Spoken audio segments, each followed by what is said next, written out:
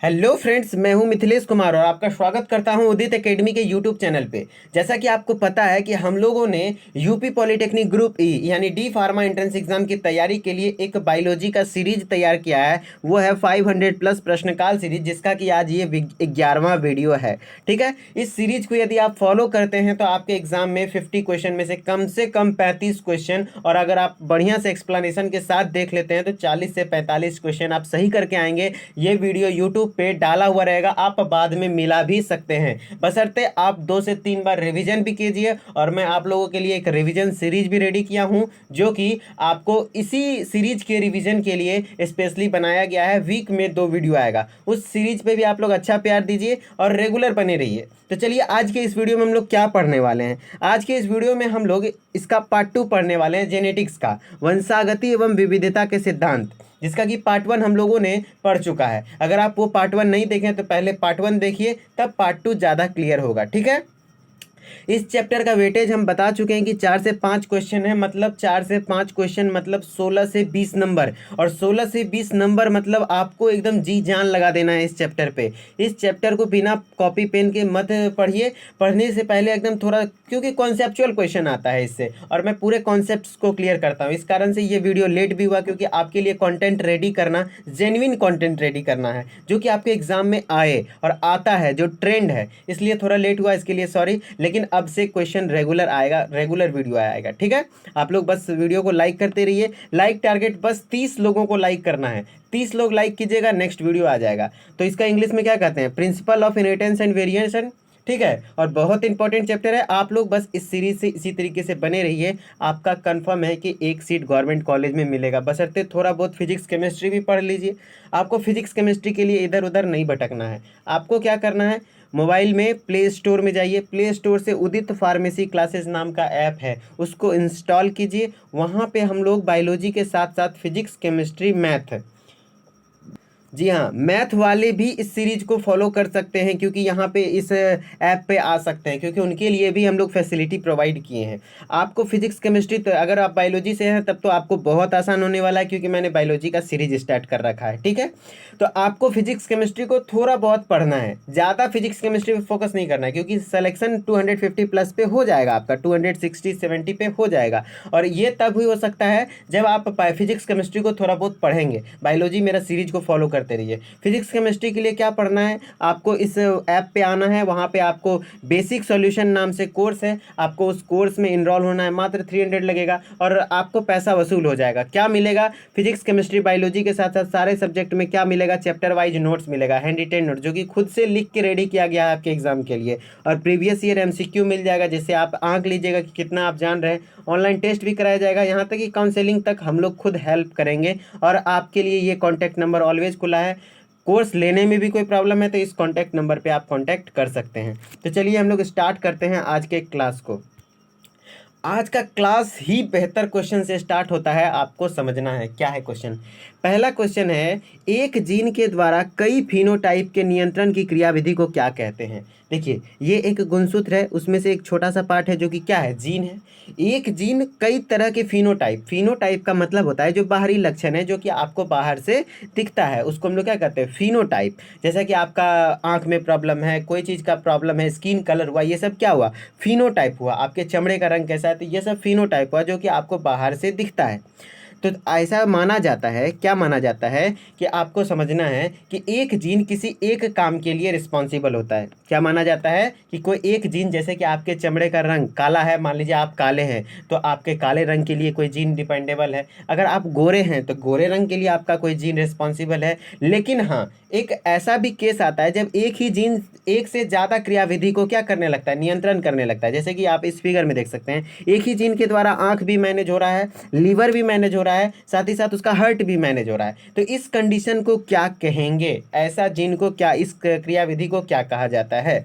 तो शायद क्वेश्चन समझ में आया होगा। मैं एक बार फिर से क्वेश्चन पढ़ देता हूँ बढ़िया से। क्वेश्चन है कि एक जीन द्वारा कई फिनोटाइप, मतलब एक ही जीन के द्वारा एक से ज़्यादा फिनोटाइप को जब मैनेज करने लगते हैं तो उस क्रियाविधि को क्या कहा जाता है। तो नाम रखना है आपको ध्यान, प्लियोट्रॉपिज्म कहा जाता है। क्या कहा जाता है, प्लियोट्रॉपिज्म। क्या कहा जाता है, प्लियोट्रॉपिज्म।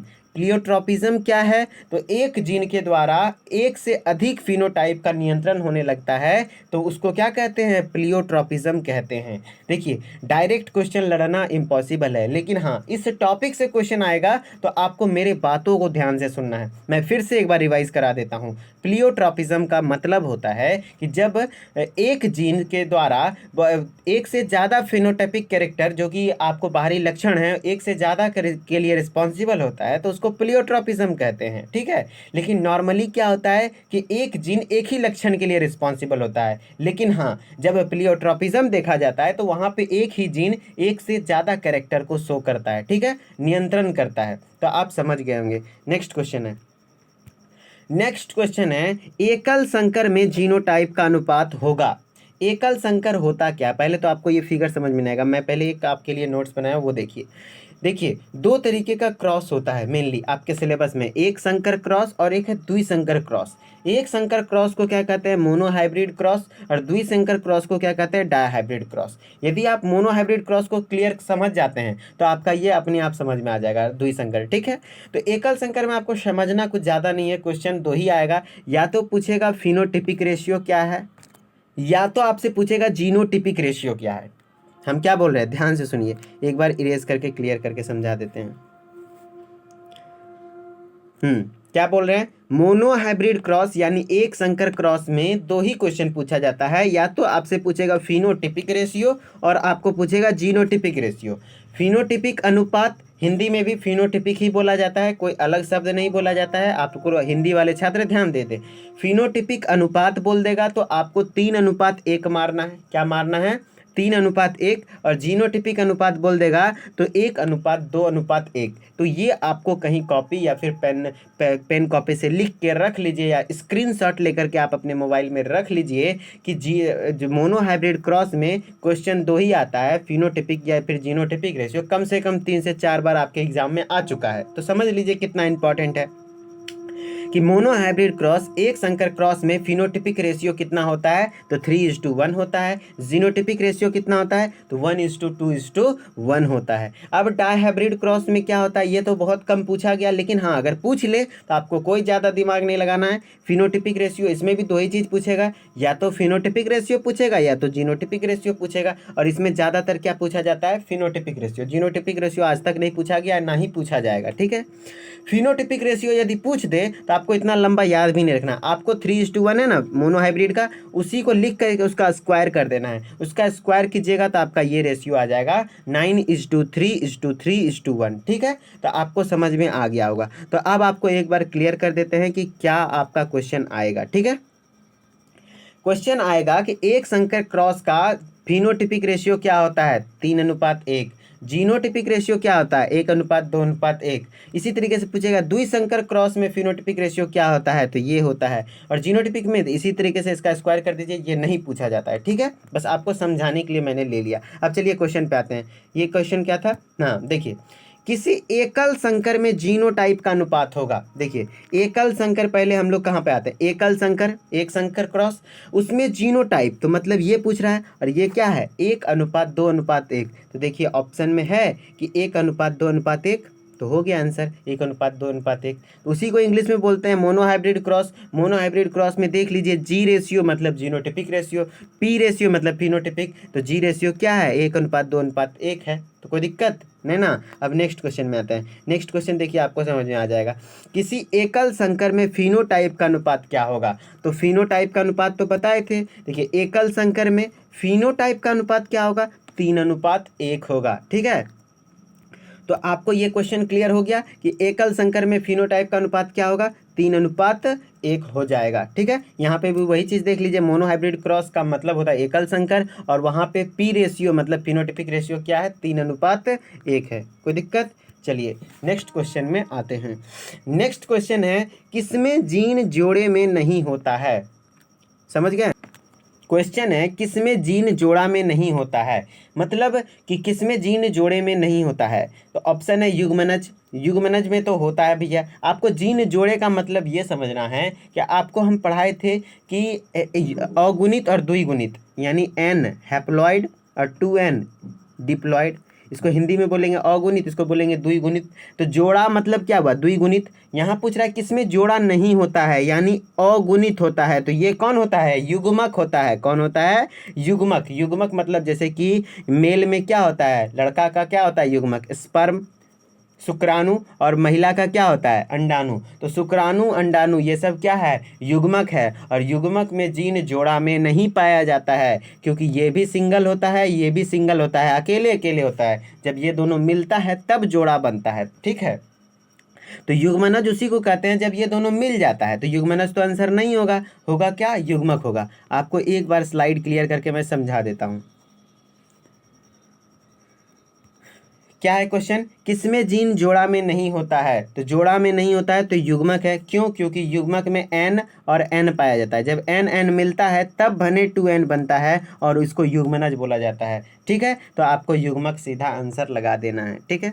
चलिए नेक्स्ट क्वेश्चन में आते हैं। नेक्स्ट क्वेश्चन है, जीन का सेग्रीगेशन किस दरमियान होता है। ये क्वेश्चन आपको सीधा रट लेना है कि जीन का जो सेग्रीगेशन, सेग्रीगेशन का मतलब होता है अलग होना। जीन जैसे कि ये जीन है, तो जीन अलग कब होगा, ये टूटेगा कब, एक इधर जाएगा एक इधर जाएगा, कब, किस फेज में होता है, तो वो होता है एना फेज में। किस फेज में होता है, एना फेज में। क्या होता है, एना फेज में। और एक क्वेश्चन आता है कि देखिए, दो क्वेश्चन है जो कि रिपीट होता है, जीन का सेग्रीगेशन किस फेज में होता है, तो एना फेज में, और डीएनए का संश्लेषण किस फेज में होता है, तो एस फेज में। किस फेज में, ये क्वेश्चन आप कान खोल करके सुन लीजिए कि क्या फेज से तो ही क्वेश्चन आएगा। पहला क्वेश्चन आएगा जीन का सेग्रीगेशन एना फेज, और डीएनए का संश्लेषण किस फेज में होता है, तो एस फेज में होता है, ठीक है। तो चलिए नेक्स्ट क्वेश्चन पे आते हैं।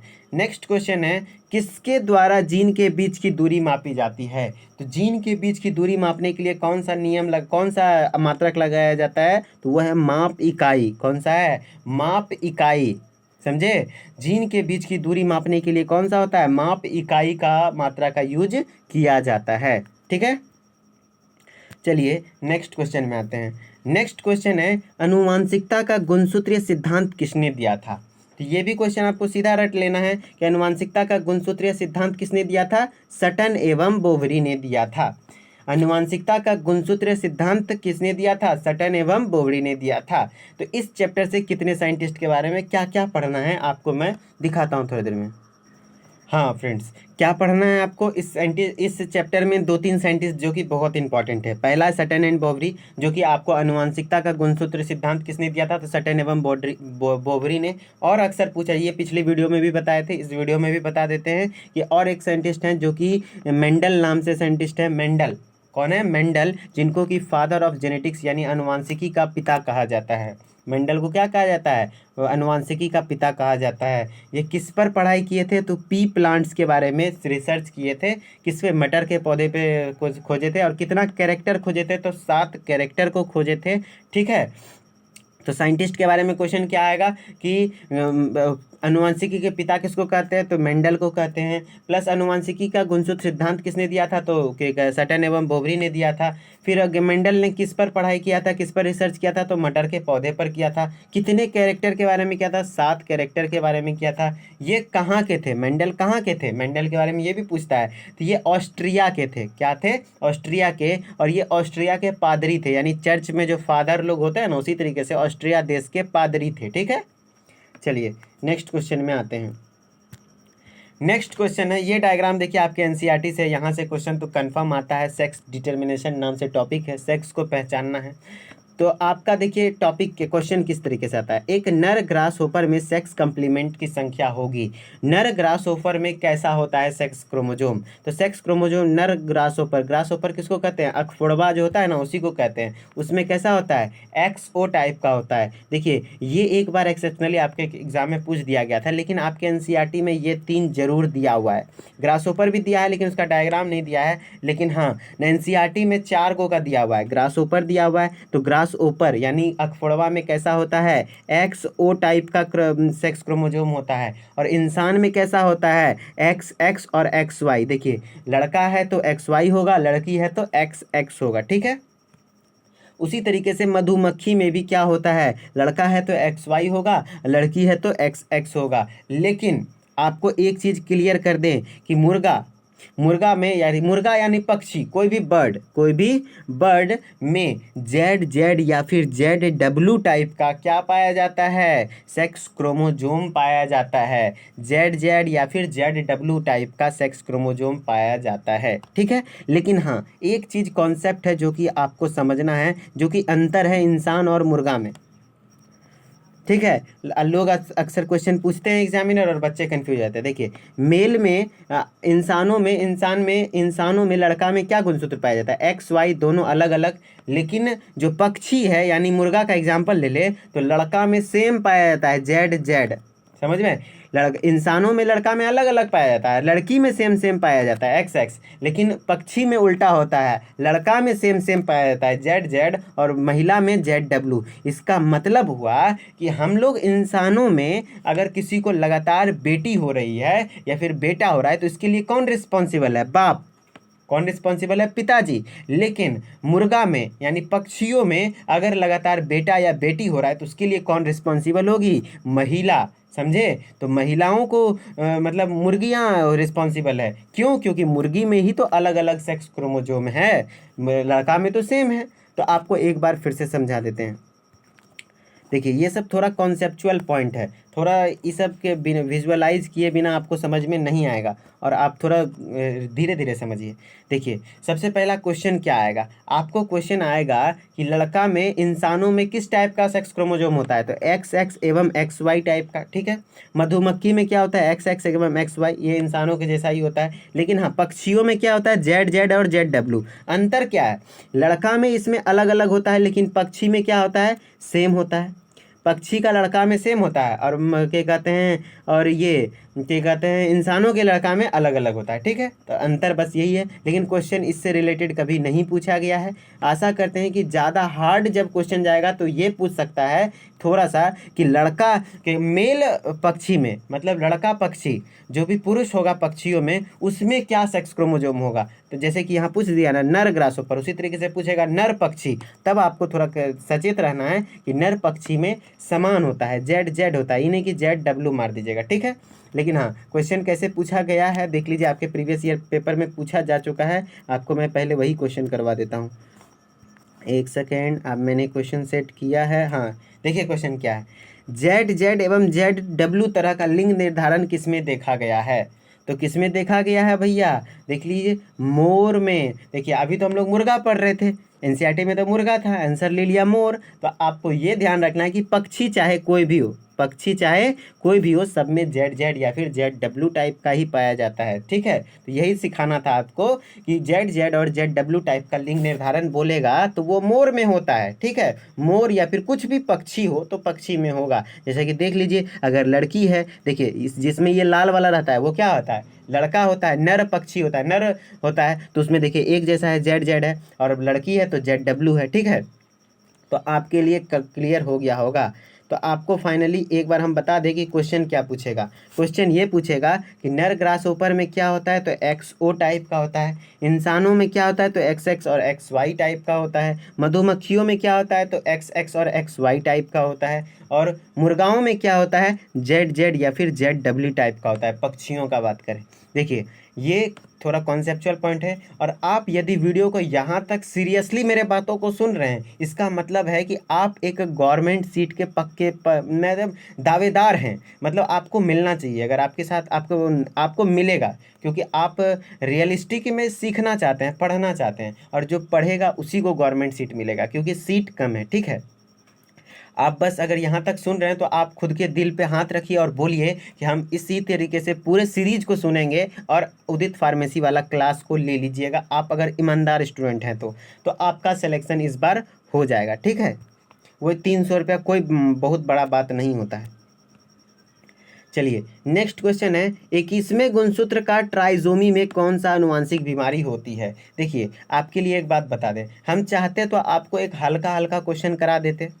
आपको क्या करते हैं, हम हल्का हल्का क्वेश्चन करा देते हैं, आपको भी खूब मन लगता है, हाँ भाई, कोशिका के अध्ययन को साइटोलॉजी, फल के अध्ययन को पोमोलॉजी, फूलों के अध्ययन को एंथोलॉजी, मतलब करते रहिए। लेकिन क्या क्वेश्चन वैसा आता है, जो जिसका अध्ययन आता है बस हम उतने पढ़ाएं, 2-3 गो का अध्ययन आपके एग्जाम में आता है बस उतने पढ़ाएं। आपको हम एग्ज़ाम रेलिवेंट पढ़ाना चाह रहे हैं, एग्ज़ाम में 11th-12th बेस्ड एग्ज़ाम है, ये कोई जनरल कंपटीशन का एग्ज़ाम नहीं है। आपको हल्के में नहीं लेना है, क्योंकि आप बायोलॉजी को भी यदि हल्के में ले लेंगे तो फिजिक्स केमिस्ट्री तो आपसे संभलना मुश्किल है, क्योंकि बायोलॉजी वाले कैंडिडेट का तो फिजिक्स केमिस्ट्री का खटिया खड़ा रहता है। तो आपको कम से कम बायोलॉजी को डिटेल में पढ़ना है। अगर आप ज़्यादा होनहार विद्यार्थी हैं, थोड़ा आपको समय मिलता है, तो आप एनसीईआरटी को ज़रूर 1 से 2 बार रीड कर लीजिए, आप सारा क्वेश्चन सही करके आएंगे, ठीक है, क्योंकि एनसीईआरटी से बाहर क्वेश्चन नहीं जाता है। हम यही कोशिश करते हैं कि वैसा ही क्वेश्चन आपको करवाएं जो कि आपके एग्ज़ाम में आए, नहीं तो हम बहुत हल्का हल्का क्वेश्चन कराते। इतना हार्ड क्वेश्चन, इतना हार्ड कॉन्सेप्ट लेने का कोई ज़रूरत नहीं था, ये डाउन सिंड्रोम को समझाना। तो इसलिए आपको ध्यान से समझना है, और इतने हमको भी बहुत मेहनत लगता है आपके लिए इस टाइप का डायग्राम निकालने में, इस तरीके से क्वेश्चन टाइप करने में, प्रिंट करने में, तो थोड़ा सा प्रॉब्लम है। तो इसलिए आप लोग थोड़ा सा, आप लोग भी एफर्ट लगाइए, वीडियो को लाइक कर दीजिए अगर, हाँ, जिससे हमको भी थोड़ा एनर्जी मिलता है, लगता है कि आपको मेरा काम अच्छा लग रहा है। तो यहाँ तक वीडियो देख रहे हैं तो आप अच्छा करेंगे। चलिए, हम लोग ज़्यादा इमोशनल हो गए थोड़ा, लेकिन इमोशनल नहीं होना है हम लोग को। अंतिम तक इस बार सबसे ज़्यादा सिलेक्शन इसी चैनल से होगा, और जब सिलेक्शन होगा तो आपका इंटरव्यू हम लोग लेंगे, ठीक है, और आप लोग से मिलने का भी कोशिश करेंगे। जो बच्चे यहाँ तक वीडियो देखे हैं उनके लिए हम बात कर रहे हैं, ठीक है, क्योंकि आज का लेक्चर थोड़ा सा टफ था, ठीक है, और जो इसको झेल लिया वो समझ लो पार हो गया, मतलब उसको मिला सीट, क्योंकि 4 से 5 क्वेश्चन का बात है भाई। जो इस वीडियो को 2-3 बार देख लेगा वो 3-4 क्वेश्चन तो कन्फर्म बनाएगा, ठीक है। चलिए स्टार्ट करते हैं। क्या है क्वेश्चन? 21वें गुणसूत्र के ट्राइजोमी में कौन सा आनुवांशिक बीमारी होती है? तो देखिए क्या होता है, एक डाउन सिंड्रोम नाम का बीमारी होता है। क्या होता है? डाउन सिंड्रोम नाम का बीमारी होता है, जिसको कि ट्राइजोमी भी कहा जाता है। एक नाम क्या दिया जाता है? ट्राइजोमी ऑफ 21 क्रोमोसोम, मतलब 21वां गुणसूत्र है उसमें ट्राइजोमी हो जाता है। जैसे कि आपको ट्राइजोमी क्या होता है समझाते हैं। जैसा कि सब कोई को पता है कि हम लोगों में कैसा गुणसूत्र पाया, कितना गुणसूत्र पाया जाता है? 46, 23 जोड़ा। देखिए इस तरीके से 1 2 3 4 5 6 इस तरीके से 23 जोड़ा टोटल पाया जाता है। लेकिन हाँ, जब 21वां का बात करें तो वहाँ देखिए 3 गो गुणसूत्र हो गया, 2 गो नहीं 3 गो गुणसूत्र हो गया 21वां नंबर पे। तो इसी कारण से इसको ट्राइजोमी बोला जाता है। ट्राई मतलब 3 गो हो गया, कितना नंबर में? 21वां। इसीलिए कहा गया 21वें गुणसूत्र के ट्राइजोमी का कौन सा बीमारी हो जाता है? तो भैया डाउन सिंड्रोम हो जाता है। क्या हो जाता है? डाउन सिंड्रोम हो जाता है। और इसमें बच्चा का मेंटल एबिलिटी थोड़ा कम हो जाता है, मुंह कान चिपटा टाइप का लगता है, मतलब थोड़ा बच्चा लेला टाइप का करता है, ठीक है। तो चलिए नेक्स्ट क्वेश्चन पे आते हैं। नेक्स्ट क्वेश्चन है ट्राइजोमी निम्न, ये देखिए बहुत इंपॉर्टेंट टॉपिक है डाउन सिंड्रोम। इससे भी क्वेश्चन आपके एग्जाम में कंफर्म एक क्वेश्चन देखा जाएगा, तो आप लोग ध्यान से देख लीजिए। और एनसीईआरटी में 1-2 सिंड्रोम और भी है, तो वो आप लोग पढ़ लीजिएगा तो और बढ़िया रहेगा। ट्राइजोमी निम्नलिखित में से किसे प्रदर्शित करता है? तो देखिए हम लोग में 2n तो पाया जाता है, और ट्राइजोमी में क्या हो रहा है? बढ़ रहा है या घट रहा है? बढ़ रहा है। कितना क्रोमोजोम बढ़ रहा है? 1 क्रोमोजोम, तो 2n+1। इस तरीके से आप ध्यान रखिए, सीधा, कोई फंसने का जरूरत नहीं है। 2n+1 हम लोग क्या होते हैं? 2n होते हैं। 2n तो नॉर्मली हमको पता है कि हम लोग क्या हैं? द्विगुणित हैं, डिप्लॉयड हैं, और 1 क्रोमोजोम बढ़ गया तो 2n+1। तो आंसर हो जाएगा क्या? ट्राइजोमी निम्नलिखित में से किसे प्रदर्शित करता है? तो 2n+1 हो जाएगा, ठीक है।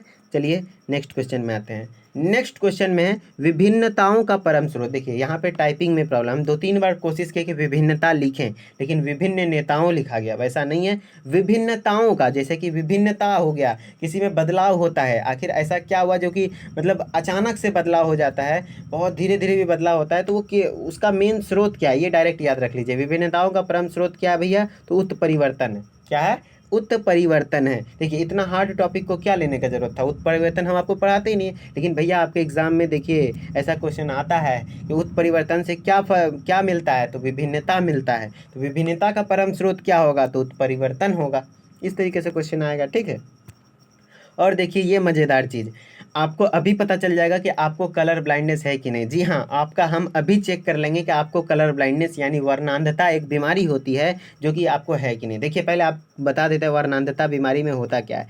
वर्णांधता यानी कलर ब्लाइंडनेस बीमारी है, जो कि जिसमें कि क्या होता है कि क्या आपके आँख, आप ना लाल और हरा कलर को नहीं पहचान पाइएगा। लाल हरा दिखेगा, हरा लाल दिखेगा, ठीक है।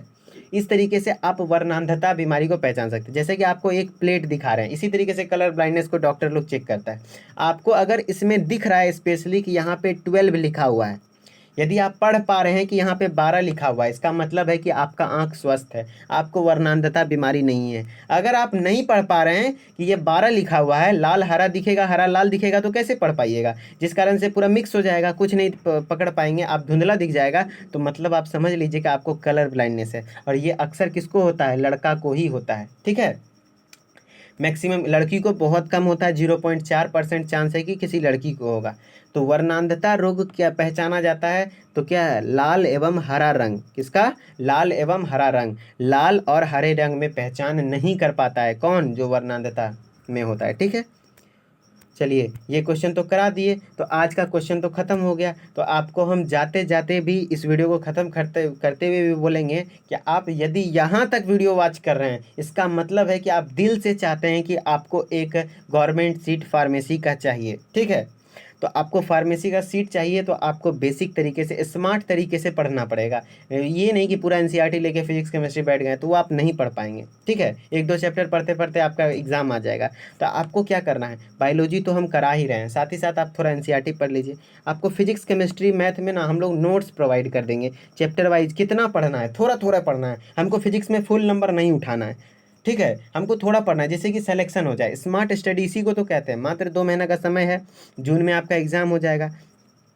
तो हम लोग मई तक में पूरा सिलेबस भी अच्छे तरीके से 2-3 बार बायोलॉजी को रिवाइज करा देंगे, जिससे कि आपका बायोलॉजी का टेंशन खत्म। आप फिजिक्स केमिस्ट्री के लिए उदित फार्मेसी क्लासेस ऐप है, इंस्टॉल कर लीजिए। और इस नंबर पे कोई तरह की दिक्कत आता है, अभी भी आपको कोई इंक्वायरी करना है कि कैसे है, क्या है, कैसे पढ़ाई होता है, तो आप इस तरीके से कोई भी इंक्वायरी करना है तो आप इस नंबर पर बात करके कौन फॉर्म भर सकता है, नहीं भर सकता है, मतलब हर तरीके का इंक्वायरी के लिए ये नंबर ऑलवेज अवेलेबल है। आप इस नंबर पे कॉल कीजिए और आपका हेल्प किया जाएगा, और कोर्स ले लीजिए अगर आप ऑनेस्ट स्टूडेंट हैं। तो चलिए, आज का ये चैप्टर ख़त्म हो गया जेनेटिक्स। अब हम लोग अनुवांशिक का मतलब आणविक आधार पढ़ेंगे, जिसमें कि डीएनए आरएनए के बारे में विशेष रूप से पढ़ेंगे। वो भी चैप्टर अपने आप में बहुत महान है, उससे भी क्वेश्चन आता है। अभी 2-3 चैप्टर जो आगे का कराने वाले हैं, बहुत इंपॉर्टेंट होने वाला है, ठीक है। और आज हम थोड़ा ज़्यादा बीच में बोल दिए, इसके लिए सॉरी। आपका टाइम ख़राब हुआ, लेकिन ख़राब नहीं हुआ, वो आपको सही डायरेक्शन देने के लिए बोले हैं, ठीक है। हमें टाइम पास करना पसंद नहीं है, क्योंकि हमारे पास भी टाइम नहीं है आपके लिए बहुत टाइम निकाल निकाल के, क्योंकि मुझे भी अपनी पढ़ाई करनी पड़ती है, ठीक है। तो मैं एक प्रोफेशनल टीचर नहीं हूँ, बस आप लोग के हेल्प के लिए मैं ये काम करता हूँ, ताकि आपको फ्री में एजुकेशन मिल सके। क्योंकि डी फार्मा के लिए कोई अच्छा नहीं दे रहा है कंटेंट, बायोलॉजी का खास करके, तो आपको मिल रहा है, ठीक है।